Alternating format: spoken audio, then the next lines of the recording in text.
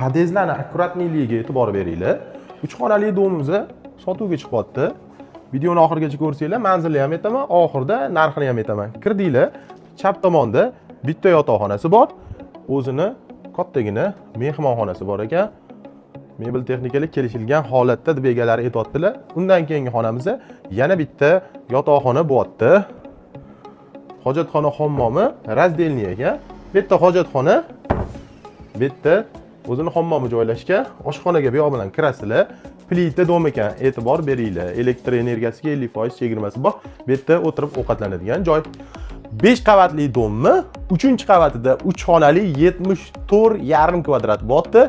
Qolgan ma'lumotlarni pastda beraman. Kvartiramiz Shayxontohur tumani Ibn Sino 1 da bo'ladi. Mana shu domimizning 3-etajda.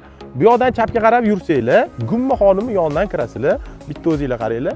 O'zimizning eski starichka kvartiralar ko'rasizlar, daraxtlar bor, hozir ham yaxshi.